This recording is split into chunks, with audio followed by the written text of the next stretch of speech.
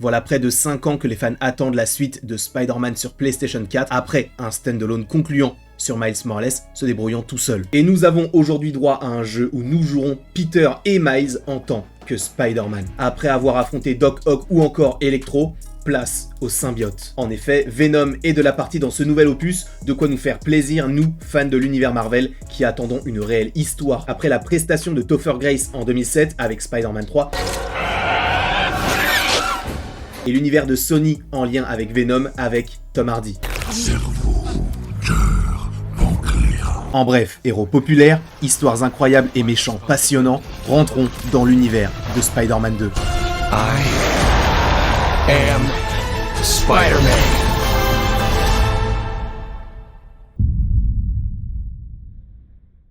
Spider-Man, en quelques chiffres, c'est plus d'une trentaine de jeux vidéo. Mention spéciale pour tous ceux qui ont fini le jeu Spider-Man 2 avec un Dr Octopus imbattable. Ils vont prendre la mallette. Et au final, on ne saura jamais pourquoi il fallait protéger cette mallette puisque la personne que nous avons sauvée nous a limite agressé. Ma mallette! Vous avez réussi! Oh, merci! Pourquoi voulait-il tant cette mallette? Désolée, je ne peux pas vous en parler. Je l'avais sur GameCube. N'hésitez pas d'ailleurs dans les commentaires à me dire quel était votre jeu Spider-Man préféré. Il y a également eu 11 films, en comptant bien évidemment la trilogie de Sam Raimi, les 2 films de Mark Webb, donc les The Amazing Spider-Man avec Andrew Garfield, mais également la trilogie avec Tom Holland de John Watts, du côté du MCU, en partie. Mais sachez que des films Spider-Man, il y en a eu depuis les années 70.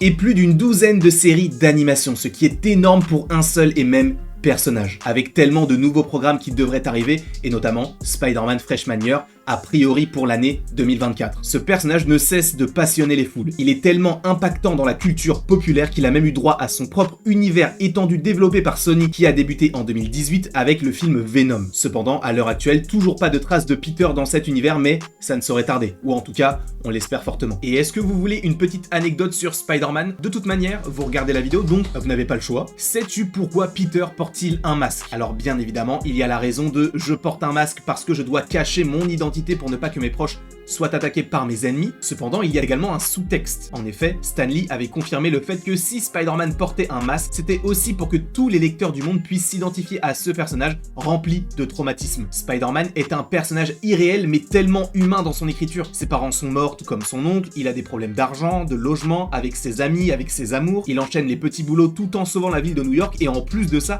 il est constamment décrié par le Daily Bugle pour lequel il travaille, etc. Cette succession d'opposition au bonheur rend le personnage bien plus profond et intéressant. Et par ailleurs, cela va de pair avec la promotion du 3e film de Sam Raimi, sorti donc en 2007. Tobey Maguire avait confirmé cela en interview. Bien sûr que c'est un gros film à effets spéciaux, mais dans ce cadre, je crois qu'on a réussi à exprimer pas mal d'émotions.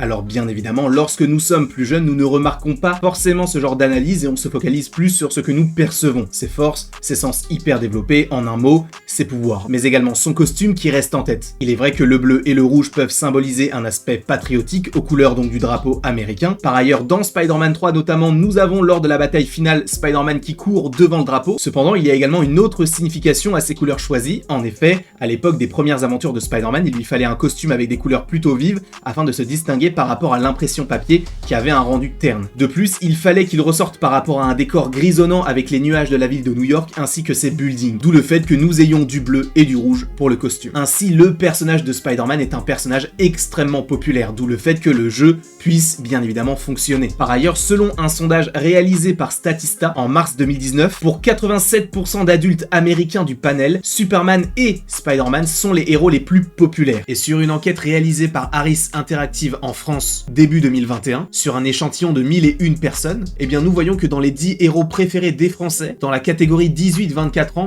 Spider-Man est premier, et dans la catégorie 25-34, Spider-Man est 3e, derrière Astérix et les Schtroumpfs. Mais bon, il est tout de même devant Batman ou encore Titeuf. Après, ce qui est aussi intéressant, c'est de regarder que ce personnage est intergénérationnel. En effet, sur les 35-49 ans, Spider-Man Spider-Man est 6ème juste derrière Scooby-Doo. En revanche, pour les plus de 50 ans, le teaser n'apparaît même pas dans le classement. Et sur le classement général des résultats, il est 10ème et est donc le super-héros américain issu de bande dessinée ou de comics préféré des Français. Après tout ceci, il faut également parler des films qui ont su instaurer un certain bagage au personnage, à tel point que la manière dont il a obtenu ses pouvoirs dans le film Spider-Man Homecoming n'est même pas expliquée. Et justement, Sony et Disney se sont défendus en disant que tout le monde à peu près connaissait déjà l'accession au pouvoir du personnage, étant donné qu'on avait déjà eu une première trilogie avec Sam Raimi et 2 films avec Mark Webb, donc on n'avait pas nécessairement besoin de revoir la morsure d'araignée, même si pour beaucoup c'est un problème. Spider's dead, Ned.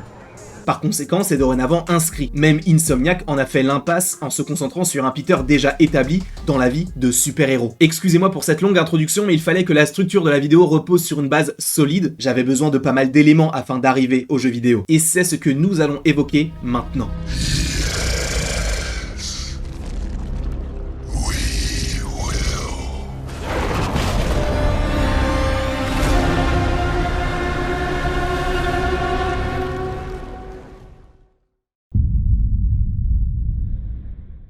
Le premier jeu est une petite pépite que tout le monde espérait, un monde ouvert juste incroyable, et même se balader dans les rues de New York en tissant des toiles, sans rien faire d'autre, est une raison d'allumer sa console. La ville est tellement belle et pleine de vie, c'est hyper intéressant même d'avoir rajouté énormément de détails cachés ou d'easter eggs en lien avec l'univers Marvel dans sa globalité, avec du Tony Stark ou encore du Doctor Strange en passant par du Daredevil. Tout est fait dans ce jeu pour satisfaire les fans de comics, les fans de l'univers, mais également ceux qui débarqueraient. Et c'est là où je trouve qu'il y a une vraie force dans ce jeu-là. Et c'est justement un parallèle qui est extrêmement intéressant à faire avec le fait que Stan Lee avait dit que tout le monde pouvait être Spider-Man ou en tout cas s'identifier à lui. Aujourd'hui, ça va plus loin que ça. On est Spider-Man. Il est vrai, cependant, que certaines mécaniques de jeu sont peut-être un petit peu trop répétitives, notamment Sabre ou encore les démons. Mais selon moi, le jeu fonctionne bien évidemment extrêmement bien. De toute manière, quand on passe d'un Spider-Man 2 sur GameCube qui était déjà incroyable à une expérience comme celle qu'Insomniac nous a proposée, nous ne pouvons qu'être gâtés. De plus, nous avons un scénario qui change de manière drastique. En effet, dans un premier temps, nous avons un Peter Parker qui est déjà Spider-Man, donc il a déjà ses pouvoirs, il a déjà été mordu par l'araignée, il a déjà affronté certains des antagonistes que nous retrouverons dans le jeu. Donc oui, nous avons un Peter qui est déjà bien en place, bien différent d'un Tobey Maguire dont on découvre l'évolution à travers sa trilogie, tout comme les 2 films The Amazing Spider-Man. Cependant, dans Homecoming, on a un mélange des deux, c'est-à-dire qu'on n'a pas le côté morsure, mais nous avons bien évidemment le côté de l'évolution, puisqu'il est encore jeune. Le Spider-Man que nous avons dans les jeux vidéo est déjà adulte. Même si c'est un point que nous avions déjà abordé précédemment dans la vidéo, je pense qu'il était nécessaire d'en reparler, étant donné que c'est quelque chose qui a rarement été fait. Bien évidemment, nous avons également l'introduction de Miles Morales. Alors il faut savoir qu'il y a eu des connexions avec Miles dans d'autres jeux, mais là véritablement c'est la première fois qu'on peut le découvrir avec son histoire et donc le début de ses facultés qui mèneront par la suite à son standalone. Alors certains pourront bien évidemment évoquer Into the Spider-Verse, qui est sorti également fin d'année 2018, et c'est à nouveau une autre version que nous avons sur PlayStation. Bien sûr, il y a énormément d'autres points que nous pourrions aborder, mais il faut parler de Tante May. Tante May, c'est un personnage qu'on a chéri au cinéma, et là de la voir mourir, c'est très surprenant, puisqu'habituellement Peter perd surtout l'oncle Ben, qui lui permettra de devenir par la suite Spider-Man. Un élément dit canevas, c'est-à-dire un élément qui devait arriver afin d'arriver au point où nous en sommes aujourd'hui, donc un point de non-retour. Mais là, dans celui-ci, bien qu'il ait déjà perdu son oncle Ben, il va également perdre sa tante May. Et la manière dont il la perd, l'émotion dans cette scène-là, la musique, tout fonctionne très très bien. Alors il y a tout de même, selon moi, un petit bémol à apporter, c'est le changement de tête, c'est-à-dire qu'au début, on avait une tête modélisée pour le personnage de Peter, et finalement, ils l'ont changé. Je soupçonne que c'est parce que le personnage faisait l'objet de comparaisons avec Andrew Garfield, donc un ancien acteur de Spider-Man, et qu'ils l'ont totalement modifié afin qu'il puisse avoir sa propre identité, mais tout en ressemblant fortement à Tom Holland, pour se calquer par rapport au Peter Parker et donc au Spider-Man que nous avons actuellement au cinéma. Donc il y a toujours bien évidemment cette question marketing qui rentre en jeu. Mais donc oui, c'est un défaut que je mettrais, c'est-à-dire que, étant donné qu'il a d'abord été modélisé avec la première tête, le fait d'avoir changé sa tête le rend peut-être un petit peu moins émotif, c'est-à-dire qu'on ne ressent pas réellement ses intentions, ses émotions, et notamment lors de la mort de Tante May. Mais au-delà de ça, la scène n'en reste pas moins poignante. Ensuite, il faut également parler des balancements. C'est tellement agréable de passer de building en building avec une fluidité telle que nous avons l'impression que nous n'avons pas d'obstacles en face de nous. Il les prend mais ça reste dans le mouvement de son balancement. Je trouve que c'est hyper intuitif et ça rend le jeu encore plus agréable. Comme je l'ai dit précédemment, il m'arrivait d'allumer ma console et de pouvoir jouer uniquement pour me balancer, pour découvrir plein de choses mais pas spécialement pour faire des missions, juste pour profiter de l'expérience qu'on me propose, puisque le balancement est la caractéristique principale du personnage de Spider-Man. Spider-Man. Alors oui, il a les 5 sens hyper développés, oui, il a donc ce costume bleu et rouge, mais le balancement est primordial. Et je pense à titre personnel que cela peut être une des caractéristiques principales du fait que l'on aime ou pas un jeu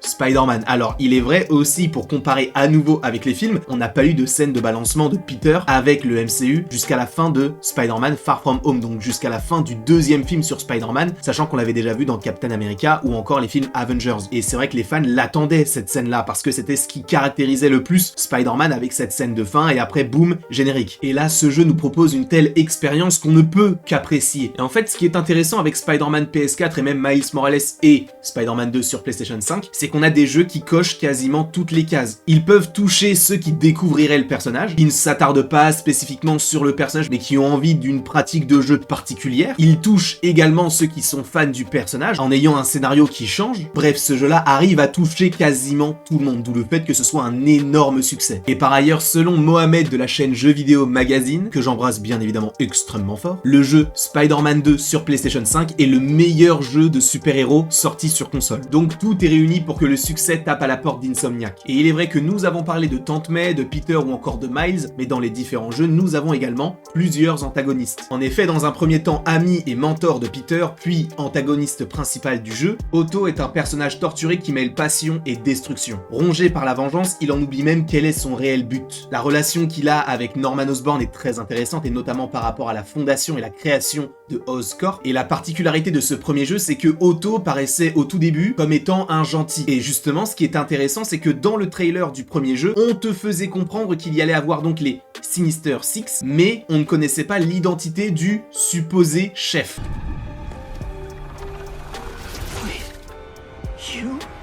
Et cela pouvait être n'importe qui. Donc dès qu'on a compris que Peter était en lien avec Otto, mais qu'Otto était très gentil, on pouvait se dire, bah non, on va possiblement partir sur Martin Lee et donc les démons. Et finalement, il n'en était rien, et ça a été le petit twist, la petite surprise. Donc c'est intéressant de voir ça aussi comme une surprise, étant donné que dans les Sinister Six des comics, nous avons eu de nombreuses fois le Docteur Octopus. C'était à la fois attendu, mais la manière dont c'était tourné, c'était, ah bah oui, d'accord, là je comprends mieux. Donc même la narration, comme je l'avais dit précédemment, est très intéressante puisqu'elle nous permet de renouveler un petit peu le personnage, que nous avions déjà vu sous les traits d'Alfred Molina dans Spider-Man 2 et encore plus récemment Spider-Man No Way Home. Ce que j'aime beaucoup avec le personnage d'Otto, même si on adore le détester, c'est que c'est un personnage qui est prêt à tout, dans le sens où on sait qu'il est malade, mais il va tout donner, toute sa santé va passer par son travail, afin de trouver une solution, même si bien évidemment l'objectif est un petit peu secret. Et le fait que nous aidions l'antagoniste, c'est très intéressant, puisque c'est comme si nous formions notre propre némésis, puisque sans Peter dans le jeu, il ne serait jamais devenu le Docteur Octopus. Donc il a créé son méchant. Donc la création du mal principal réside dans la volonté de Peter à aider les gens, et c'est cette relation que j'aime énormément. Mais bien sûr, précédemment, je vous ai évoqué deux choses. D'une part Martin Lee, et d'une autre, les Sinister Six. Et on va commencer par Martin Lee, puisque ce personnage-là, c'est un personnage que personne ne connaissait quasiment, en tout cas du grand public, il était quasiment inconnu. Comparé à un Rhino ou encore à un Electro qu'on avait déjà vu à la fois dans les jeux vidéo, mais également dans les films, lui, Martin Lee, arrivait avec une histoire totalement innovante et quelque chose qu'on a rarement vu, donc le Fist, avec donc les démons et sa matière ou sa zone négative, qui rapporte son lot de magie, entre guillemets, dans un univers Spider-Man assez terre-à-terre. Même si bon, ce n'est pas forcément terre-à-terre d'avoir un Rhino dans les rues de New York. Mais Martin Lee est la grosse surprise du jeu, selon moi, en tout cas du côté des antagonistes, puisque même si on a quand même du Scorpion, du Electro, du Docteur Octopus, Martin Lee lui aussi fait partie des Sinister Six, alors que dans les comics ou dans les jeux vidéo qu'on avait eu auparavant, ce n'était pas le cas, donc c'était une prise de risque supplémentaire de rajouter un personnage qui était quasiment, encore une fois, inconnu. En tout cas, bien évidemment, pour le grand public, les fans de comics le connaissaient déjà. Et donc oui, on est vraiment sur le thème de la vengeance, et surtout auprès de Norman Osborn, que ce soit le Docteur Octopus ou Martin Lee, donc il y avait bien évidemment des enjeux communs. Pour moi, ça a insufflé quelque chose de totalement nouveau, parce que ce n'était pas du tout un personnage comme lui qu'on pouvait attendre dans une équipe comme celle-ci. Une équipe des Sinister Six qu'on ne découvre pas pour la première fois. Alors oui, avec cette composition, mais les Sinister Six, on les avait déjà vus dans des jeux vidéo. Puisque oui, le jeu de 2018 nous propose une version beaucoup plus moderne par rapport à ses prédécesseurs, sachant qu'on en avait déjà eu dans des anciens jeux, avec Spider-Man Return of the Sinister Six et Spider-Man 2 The Sinister Six. Alors les titres sont bien évidemment évocateurs, on sait ce qu'on va voir dans le jeu, mais là ils ont su totalement se renouveler avec cette équipe-là et aussi l'intérêt qu'il y avait par rapport à l'enjeu, et c'est là où je pense qu'il y a eu un certain engouement autour du jeu, notamment par rapport aux méchants. Parce que les Sinister Six, en tout cas au cinéma, on n'en a toujours pas vu la couleur. Alors certains vont me mentionner Spider-Man No Way Home, mais il n'était que 5. Il est vrai qu'il y avait un projet de film avec The Amazing Spider-Man 2 qui teasait justement une équipe composée, je crois, de Mysterio, de Kraven, du Docteur Octopus, du Vautour, du Rhino et du Bouffon Vert. Mais finalement, vous le savez, le film n'a jamais eu lieu, il n'y a jamais eu de The Amazing Spider-Man 3, et donc après, Sony et Marvel ont conclu un accord afin que Spider-Man puisse arriver dans le MCU, mais tout en étant connecté avec Sony. Donc on n'a jamais vraiment eu une équipe de Sinister Six, en tout cas au cinéma. Sachant que, je vous le rappelle, il y a un univers cinématographique en lien avec Spider-Man du côté de Sony, qui veut nous proposer des Sinister Six avec, pour l'instant, logiquement, le Vautour de Michael Keaton, ou encore Michael Morbius. Donc par rapport aux antagonistes du premier jeu, ça fonctionne totalement. Mais il va falloir également parler du deuxième jeu. Alors je ne vais pas faire de théorie, mais je vais possiblement vous parler de personnages comme Kraven. Puisque oui, Kraven est un personnage que j'attends énormément, avec une extrême complexité, notamment dans les comics, que nous avons jusqu'alors jamais vu en film. Normalement, on aurait dû avoir le film Kraven le Chasseur, début du mois d'octobre, mais il a été décalé à août 2024. Il est déjà apparu, par ailleurs, dans les jeux vidéo, puisqu'il a été un méchant secondaire dans The Amazing Spider-Man 2, donc le destin d'un héros. Alors oui, il n'est pas dans le film, mais vous le savez très bien, pour qu'il y ait un petit peu plus d'enjeux dans les jeux vidéo, puisqu'il faut plus d'action, et donc plus de choses à faire que dans un film où ça peut plus parler, il faut rajouter des scènes ou des antagonistes. C'est pourquoi dans le jeu vidéo Spider-Man 2 sur GameCube ou encore PS2, on pouvait affronter du Rhino ou encore du Mysterio, alors que ces personnages-là n'étaient pas dans le film. Et là, c'est la même chose avec Kraven qui était dans le jeu The Amazing Spider-Man 2 sans pour autant être dans le film. Ainsi, il est fort possible que Kraven apporte une certaine adversité extrêmement puissante face à Peter et Miles. Il est l'un des personnages que j'attends le plus, étant donné son histoire dans les comics qui est hyper intéressante. Il a notamment porté le costume noir de Spider-Man dans un arc dans lequel il se fait passer pour Spider-Man. Et ce qui me fascine chez ce personnage-là, c'est que tout ce qu'il souhaite, c'est affronter Spider-Man afin de se dire qu'il a affronté quelqu'un de plus puissant que lui. Et dans cet arc de comics, une fois qu'il l'a battu, eh bien, il finit par se suicider, étant donné qu'il l'a battu sans pour autant en être venu aux mains, puisqu'il a totalement décrédibilisé Spider-Man avec ce costume, en causant énormément de problèmes dans la ville de New York. Donc c'est une complexité que je trouve hyper importante à exploiter dans le jeu, et simplement espérons qu'il soit à la hauteur de nos attentes. Maintenant, concernant Miles, j'avais envie d'évoquer avec vous quand même pas mal de choses autour de son personnage dans le jeu vidéo, mais je me suis dit que ce serait possiblement plus intéressant d'en faire une vidéo dédiée. En effet, Miles Morales a été créé il n'y a pas si longtemps que ça et a une aura aujourd'hui grandissante et énorme autour du jeu vidéo, du comics, mais même du cinéma, en parlant par exemple d'Into et de Across de Spider-Verse, et de faire une vidéo dédiée beaucoup plus centrée sur son personnage à lui, en passant par ses différents médias. Donc n'hésitez pas à me dire en commentaire si une vidéo de cette manière-là peut vous plaire, sachez que je suis déjà en train de travailler dessus. Ainsi, pour conclure, je pense que nous pouvons nous dire que oui, Spider-Man 2 est l'un des jeux les plus attendus, et ce, depuis 2018, après la fin du premier jeu. En bref, moi qui ne suis pas spécialement un énorme joueur de jeux vidéo, j'ai pris énormément de plaisir devant Spider-Man ou encore Miles Morales, puisque cela regroupe vraiment tout ce que j'aime. Il y a des surprises, il y a des valeurs, des antagonistes très bien écrits, des protagonistes profonds, des personnages secondaires qui servent tout de même le récit et qui ne sont pas là uniquement pour dire qu'on fait le nombre. Non, tout est nécessaire dans ces productions, et rien n'est laissé au hasard. Tout est pensé au millimètre, et là où selon moi cela fonctionne totalement, c'est que cela touche tout le monde. D'où la popularité d'ores et déjà du personnage, mais également du jeu vidéo en lui-même. Il ne se contente pas de faire un simple jeu vidéo sur un personnage très populaire, mais qui se permet même de prendre des risques, notamment avec Martin Lee, et avec l'introduction d'un Miles Morales, que pas grand monde ne connaissait à l'époque, mais qui commençait à prendre de l'ampleur, notamment du côté des comics. Donc ce jeu est un petit peu contradictoire, parce qu'il y a énormément de paris, mais également des valeurs sûres, et ce mélange a fait quelque chose d'explosif, et nous a proposé tous ces jeux qui sont pour l'instant des masterclass.